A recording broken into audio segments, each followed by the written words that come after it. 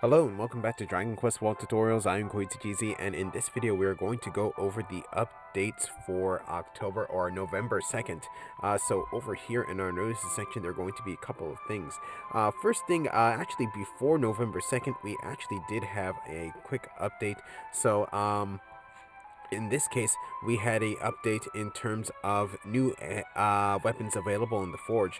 So in this case, we're going to have the Nightmare Chain and also the Twilight Broom. So these were weapons featured, I believe, I want to say 2 years ago for the Halloween event in Dragon Quest Walk. Could have been 3 years ago. It was actually quite a while that these particular weapons actually were available. But pretty much for this, the Nightmare Chain did boggy damage. It was pretty much meant for an armamentalist, and the Twilight Broom, this is a staff for healing. So I actually had this particular weapon, healing weapon, that actually did pretty good healing as well, though the healing actually cost quite a bit. But what was actually really good about this was that it actually did have a resurrect. So these two are going to now be available in the actual Forge. And since I don't have the Nightmare Chain, I will probably go over the Twilight Broom at some point, so please stay tuned for that.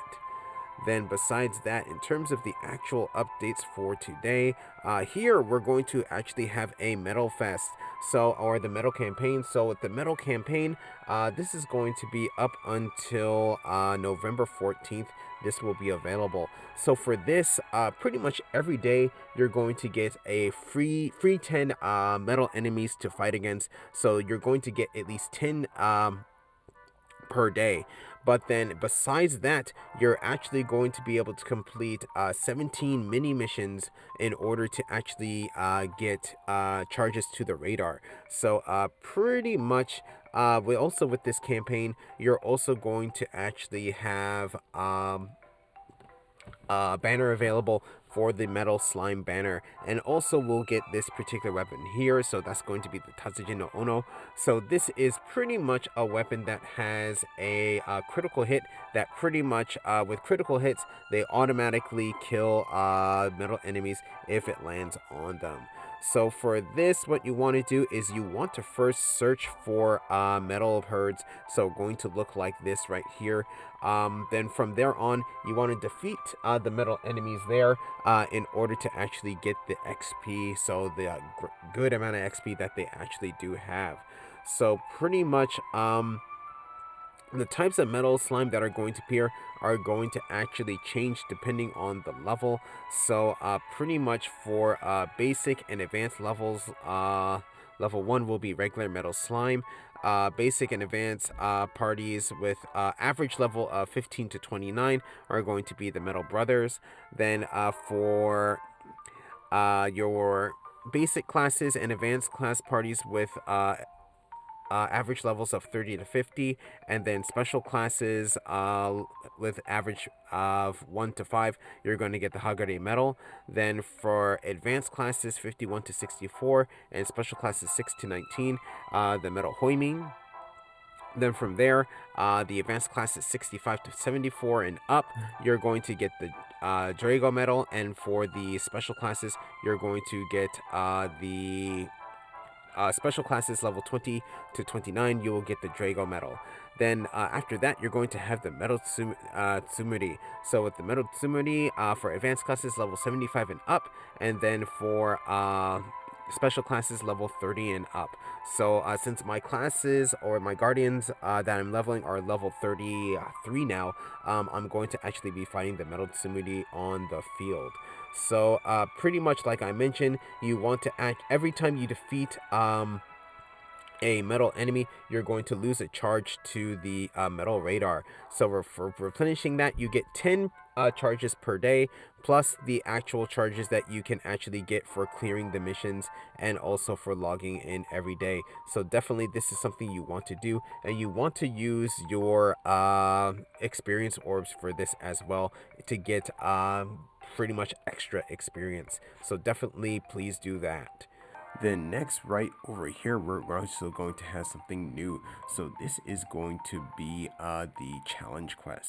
So from November 2nd to December 28th, we will have the introduction of new challenge quests in the Monster Companion feature of Dragon Quest Walk. So the challenge quest puts players against Monster Companion teams that were used quite actively in the previous Monster Grand Prix. So there will be challenge quests for the Grand Prix ranks of Veteran, Elite, Expert, and also Master, with each rank having a different Monster Companion team to face. So pretty much, after Season 5 of the Monster Grand Prix, the challenge quests will change to reflect the teams that were used effectively during Season 5 in the ranks mentioned before. So these challenge quests will test players' teams' abilities and get them ready for the next Monster Grand Prix. Also, for getting ready for the next Grand Prix, we're going to actually have some other little campaigns. So, pretty much on November 24th from 3, we will have a Monster Campaign Success Rate Up campaign in which it will become easier for players to befriend Monster Companions that you scout out on the field. And then also, during this time, the rental monster egg incubator will be discounted. So this is going to be a good way to get prepared for the Monster Grand Prix. So going back here, going to another update. So this is going to be update for the treasure maps. So from November 2nd, there has been updates to the new treasure map feature. So with the updates, we will have new monsters. We will also be able to sort the treasure map list in different ways, and we can also lock in treasure maps to redo them later.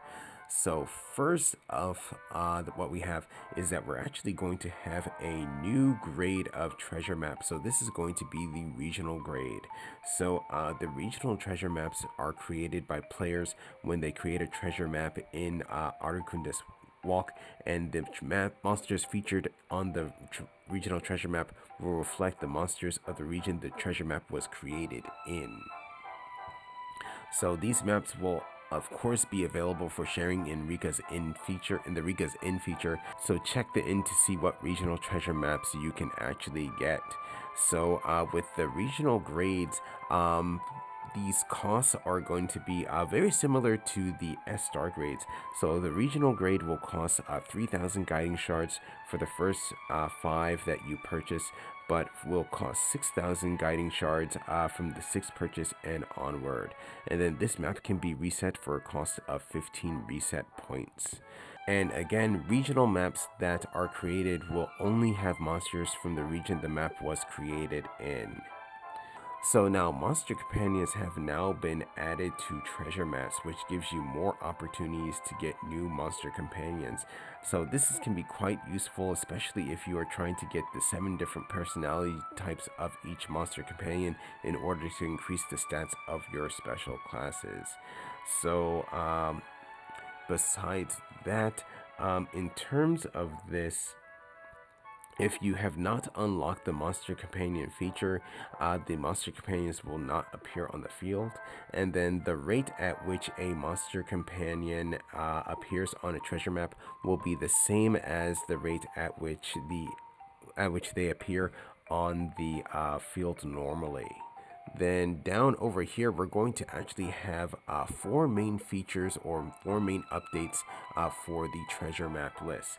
So pretty much here, the first one is that you can now sort your treasure maps in your treasure map list to make it easier to organize. Then for your treasure maps that you want to reset, you can actually now, or you can reset and try again in the future. You can now lock them in so that you don't delete them by accident. Then also here, a very good one. So in walk mode, there is now a treasure map icon which will give you a faster way to access the treasure map list without having to go into the main menu. So gold orbs and experience orbs have now been combined into one icon. And then over here on the treasure map list and on the fields, monsters will now have labels so that you can actually now distinguish between regular monsters, rare monsters, and regional monsters. So in this case, only monsters that are already in your monster index will have labels on them. Then besides that, over here, we're going to have the super high difficulty quest for the uh Dragon Quest 9 event. So yeah, so with this it looks like we're going to be fighting the three generals and then also Ergios. So that's actually going to be quite that's going to be a bit rough, but definitely with the equipment that I have, I should be able to get through it. So completing this, you'll be able to get 2 million gold and a special title. So this is going to be available until January 1st. Then after that, we're going to have an extra quest for the story. So pretty much with this quest, this is going to last 1 week, so up until the 9th. And then for this, you're going to have a special mission. Pretty much, this is the mission for getting the Guardian banner tickets. So with this, definitely this is something you want to get in terms of getting banner tickets for the new gear. So definitely something I want to do. I only have the leggings. I would like to try to get the shield or even the weapon. So hopefully that I actually am able to get that. And of course, we're going to have the medal campaign. So besides that, there's nothing else going on.